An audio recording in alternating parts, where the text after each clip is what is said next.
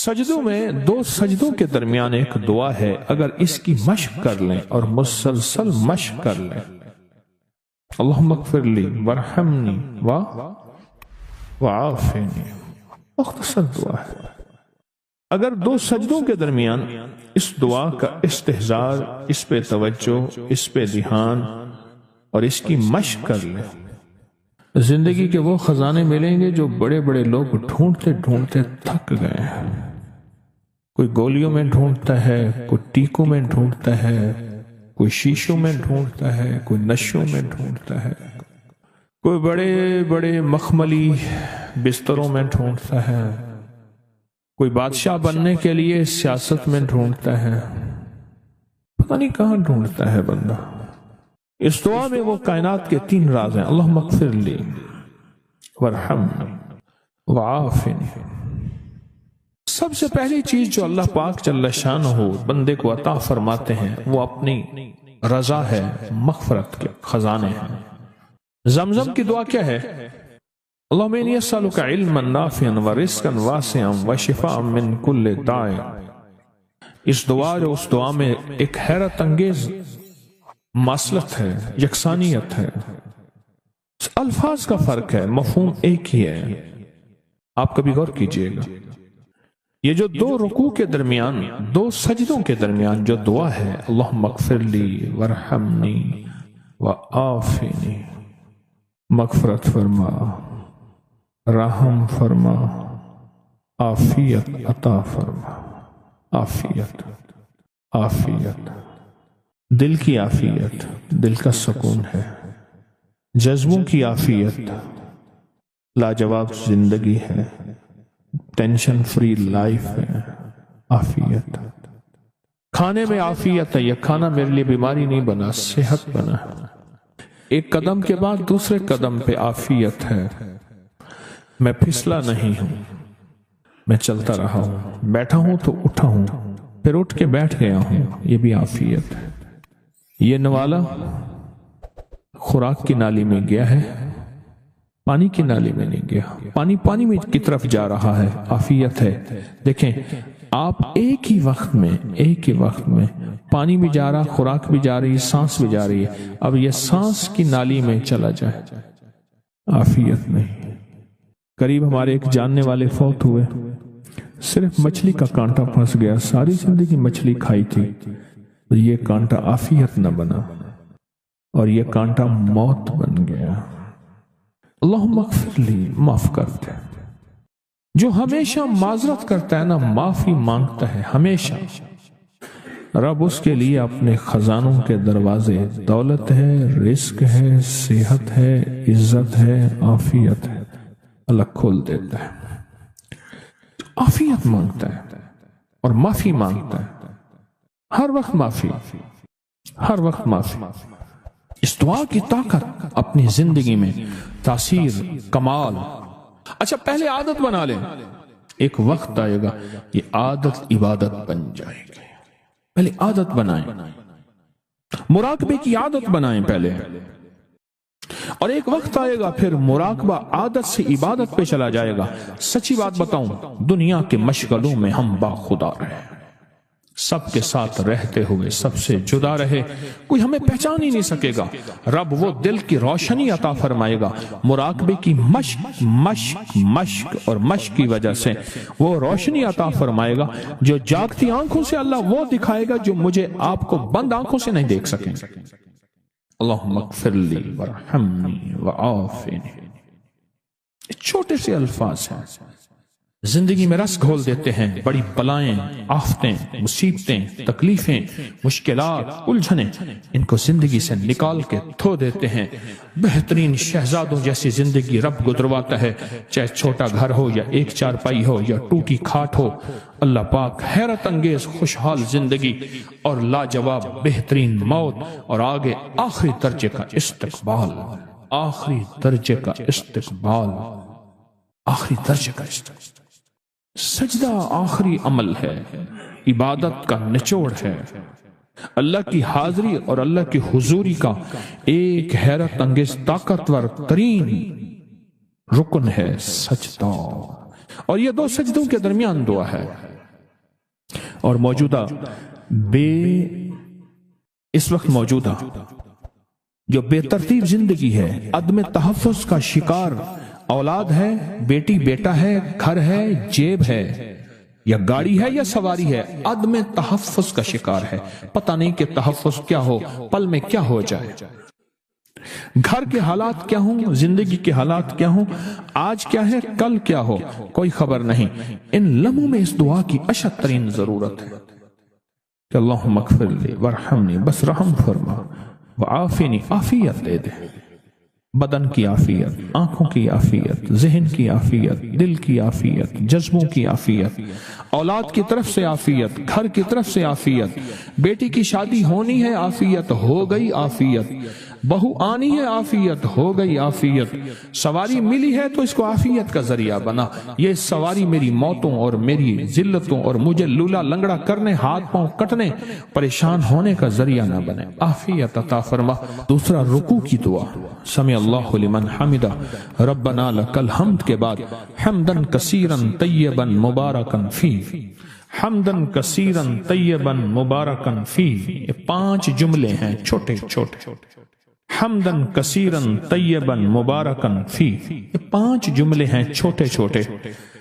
میں کہتا ہوں زندگی میں جس بندے کے گھٹنے ختم ہو گئے ہوں، سب کچھ گھس گیا ہو، اللہ چلنے کے قابل بنائے گا، کمر کے مہرے، پٹھے، اعصاب اور معذوری سے اللہ بچائے گا. اور حیرت انگیز طور پہ مجھے لوگ جب سے میں نے بتانا شروع کیا ہے اس دعا کی طاقت یہ ہے. ایک بابا جی دعا دیتے تھے، میں نے کئی بار سنی، ایک سے نہیں کئی دفعہ سنی، یا اللہ بندے اور منجے کا کبھی محتاج نہ کرنا، کہ اللہ انسان کا اور چارپائی کا بھی محتاج نہ کرنا. یہ انسان اور چارپائی کی محتاجی سے بچانے والی دعا ہے جو رکوع سے اٹھنے کے بعد ہے. کہیں حمدن کثیرن طیبن مبارکن فی، بس بڑی طاقت ہے. کیوں؟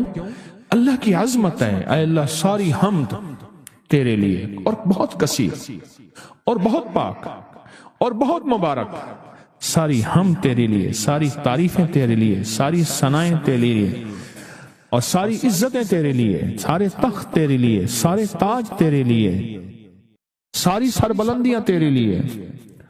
اللہ کہتا ہے میری تعریفیں کرتا ہے، مجھے عزتیں دیتا ہے، کبھی کسی کا محتاج نہیں کہوں گا. کیوں؟ کہ میں محتاج نہیں ہوں. اللہ محتاج ہے، لہذا کسی کا محتاج نہیں کروں گا انشاءاللہ. رکوع سے اٹھتے ہوئے میں کہتا ہوں جتنا بھی بندہ کوئی راکٹ اور انجن ہوئے تو یہ 3 سیکنڈ تو بہت زبردست بات ہے نا. 3 سیکنڈ اس دعا کے اندر میں نے بڑی طاقت پائی ہے.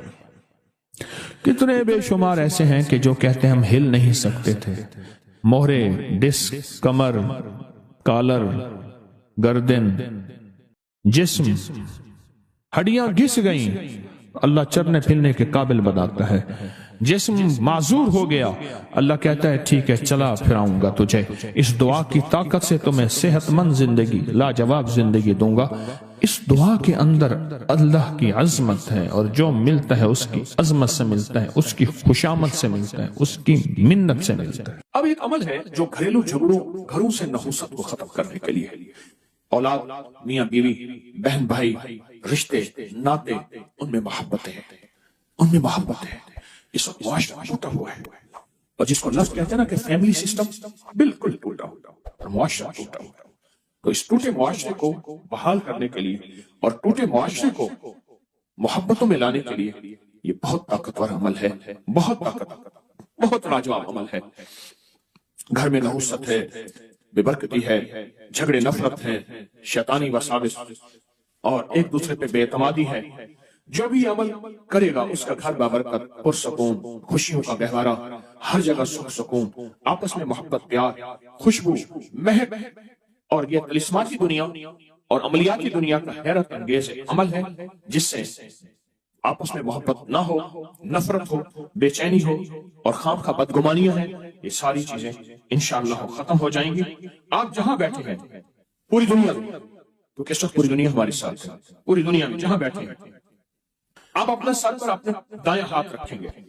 اپنا دایاں ہاتھ الحق والولی آمین۔ اب اسی ہاتھ کو اپنے ماں کے پیشانی پر رکھیں، پیشانی پر رکھ کر آپ پڑھیں گے یا شہید یا حسیب، یا شہید یا حسیب، یا شہید یا حسیب، یا شہید یا حسیب۔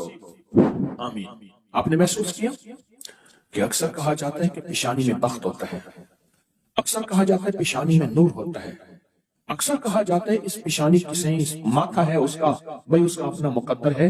یہ جو آپ نے ہاتھ رکھا ہے نا سر پہ، الحق والولی پڑا ہے، اوپر سے آنے والی رحمتیں، برکتیں، محبتیں آپ کے جسم میں ایسے رگ رگ میں چلی گئی، اور آپ نے جو پیشانی پہ رکھا ہے نا یہ یا شہید و یا حسیب پڑا ہے، یہ پیشانی کے اوپر بخت، مقدر، برکت جو آپ کو دیکھے، آپ کو محبت، پیار، الفت اور آپ کا احترام، آپ کا وقار، آپ کی شان و شوکت۔ اب تیسرا عمل یہی ہے، گردن کے پیچھے دایاں ہاتھ رکھے، گردن کے پیچھے دایاں ہاتھ رکھے اور پڑھیں یا معز و یا غالب ہو، یا معز و یا غالب ہو، یا معز و یا غالب ہو۔ سر جھکا کے گردن کے پیچھے ہاتھ رکھیں اور پڑھیں یا معز و یا غالب ہو۔ اس کا معنی ہے اے عزت دینے والے، اے غلبہ دینے والے، مجھے ہر جگہ عزت عطا فرما، یا معز و یا غالب ہو۔ آمین۔ اب یہی دایاں ہاتھ ناف کے اوپر رکھیں گے، ناف کے اوپر رکھیں گے۔ کیوں؟ اس کی ایک وجہ ہے، اب آپ محسوس کریں ناف کے اوپر یہ دایاں ہاتھ رکھ کے آپ جو الفاظ پڑھ رہے ہیں اس کے معنی میں آپ کھوئیں گے، آپ حیرت انگیز طور پہ اس کے تجربے دیکھیں گے۔ آپ ناف کے اوپر یہی ہاتھ رکھیں اور پڑھیں یا رقیب و یا حاکم ہو، یا رقیب و یا حاکم ہو۔ آمین۔ یہ آپ کے تن من میں سے، آپ کے انگ انگ میں سے بیماریاں، غصے، جذباتی کیفیتیں، گناہ، ٹکراؤ، نفرتیں، یہ اللہ کا نام نکال رہا ہے۔ آپ کے انگ انگ، آپ کے من میں سے یہ چیزیں نکل رہی ہیں۔ اب یہی ہاتھ اپنے دائیں گھٹنے پر رکھنا ہے، وہیں بیٹھے بیٹھے دائیں گھٹنے پر یہ ہاتھ رکھنا ہے اور پڑھنا ہے یا حافظ ہو یا کریم ہو، یا حافظ ہو یا کریم ہو۔ آمین۔ آپ کی جسم کے ایک ایک جوڑ جوڑ کے اندر اللہ کا نام پہنچ رہا اور جوڑ جوڑ سے بیماری، دکھ، نفرت، جادو، اثرات نکل رہے ہیں۔ اور ایک بات بتاؤں، آخری عمل کرنے سے پہلے آج کے اس پیکج کا ایک عمل ہے، اس سے پہلے ایک بات بتاؤں، یہ روح کی دنیا، عملیات کی دنیا، یہ وظائف کی دنیا ہم چھوڑ چکے ہیں۔ اس کے حوالے ہمارے پاس نہیں ہیں، اس کے ثبوت ہمارے پاس نہیں ہیں۔ میں جب لاتا ہوں یہ چیزیں تو ناواقفیت کی وجہ سے کہتے ہیں یہ کہاں لکھا ہوا ہے؟ یہ ہمارے اکابر کی کتابوں میں لکھا ہوا ہے اور سند کے ساتھ لکھا ہوا ہے اور ثبوت کے ساتھ لکھا ہوا ہے، پڑھتے ہی نہیں ہے، تلاشی نہیں کرتے۔ اور میں فقیر آدمی ہوں، سارا دن اپنے بڑوں کی کتابوں سے، یعنی ہماری بڑوں کی کتابوں سے مراد قرآن، حدیث اور اکابر کی جتنی بھی، یہ ہماری اصل پہلی کتاب کیا ہے؟ قرآن ہے، پھر حدیث ہے، اور پھر ہمارے جتنے بھی بڑے ہیں ان کی کتابوں میں یہ عمل موجود ہے، ہماری بڑوں کی کتابوں میں یہ عمل موجود ہے۔ اور ایک ایک رگ سے بیماری، دکھ، تکلیف کو نکالتے ہیں۔ اب بائیں گھٹنے پہ ہاتھ رکھیں، سر جھکائیں، ڈوب جائیں اور پڑھیں یا شکور یا فتاح ہو، یا شکور یا فتاح ہو، یا شکور یا فتاح ہو۔ آمین۔ اب آپ نے دونوں ہاتھ سامنے کرنے ہیں جیسے دعا کے لیے، ان ساری چیزوں کو جو پڑھے پھونک ماریں اور اپنے ہاتھ ایسے جھاڑیں جیسے کسی چیز کو جھاڑتے ہیں، اس تصور کے ساتھ سب تکلیفیں، سب بیماریاں، سب علتیں جھڑ گئیں، سب ذلتیں جھڑ گئیں، سب جادو جنات، سب تکلیفیں، سارے حالات، ساری تختیاں جھڑ گئیں، ساری پریشانیاں جھڑ گئیں۔ آپ نے ہاتھوں کو جھاڑ لیا، الحمدللہ، اللہم لک الحمد ولک الشکر، بہت طاقتور عمل کر لیا، بہت طاقتور عمل کر لیا۔ اور جو عمل اجتماعی کیا جائے اس میں کوئی رونے والا، کوئی دھونے والا، کوئی ولی، کوئی غوث، کوئی کتب، کوئی ابدال، کوئی اللہ کا پہنچا ہوا، کوئی ہستی، اس کی قبول تو سب کا قبول۔ میرے پاس ایک خط آیا چکوال سے، پھر میں نے اس کی تحقیق کی، وہاں چکوال میں آنا جانا ہوا۔ اب تو سفر کوشش کرتا ہوں، میں نے تو دعا شروع کی، اللہ میرے عافیت کے ساتھ سفر ختم فرما، میں نہیں کر سکتا۔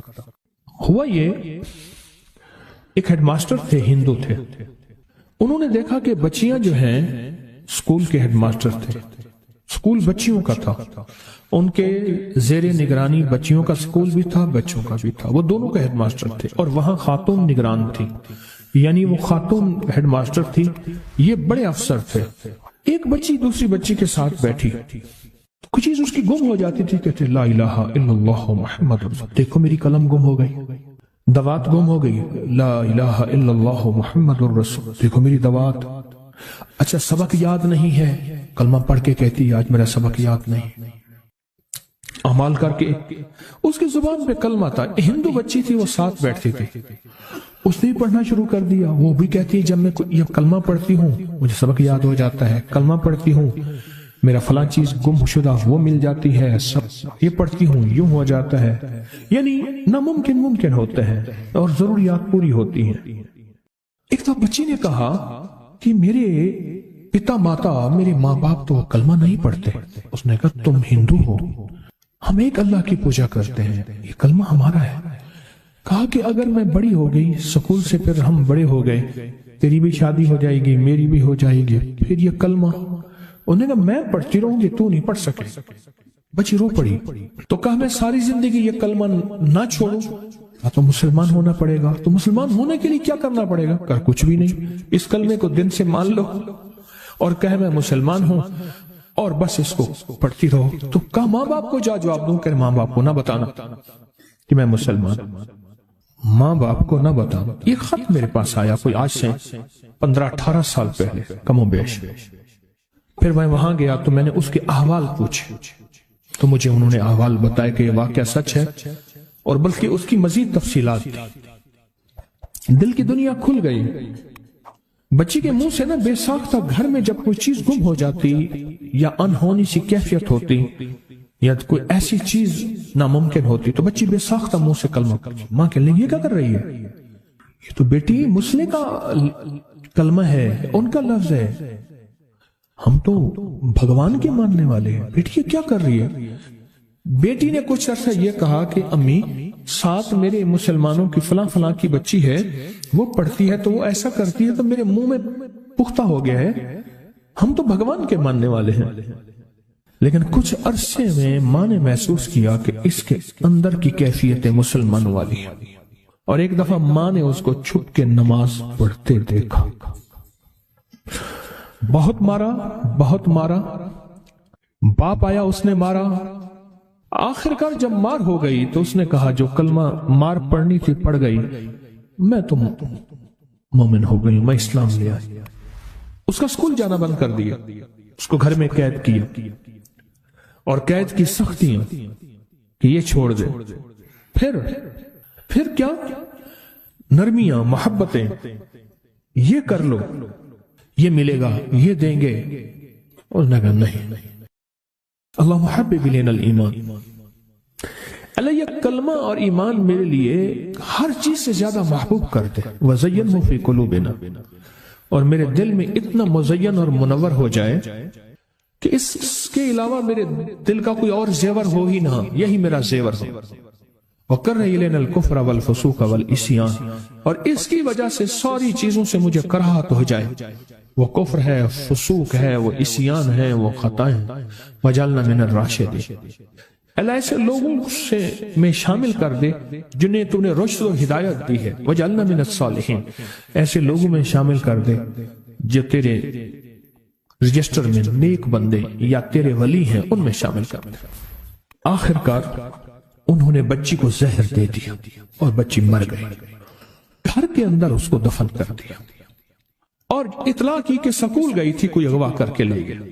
رونا پیٹنا رہا، گھر میں پریشانی رہی، گھر کے اندر کے کمرے میں اس کو جو ہے وہ دفن کر دیا۔ سالہ سال گزر گئے، قصہ پارینہ ہو گیا، لوگ بھول بھال گئے، یہ کیا ہوا، کیسے ہوا، سب کچھ بھول گئے۔ بھولنے بھالنے کے بعد تقسیم ہند کا اعلان ہوا 1947، وہ ہندو خاندان چلا گیا، وہاں سے کوئی مسلمان خاندان آیا، اس گھر میں رہا۔ 1952 میں وہ جگہ کمزور ہو گئی جہاں انہوں نے دفن کر کے اس کو، قبر تو بنائی تھی، گڑھا کھود کے بس دفن کر دیا۔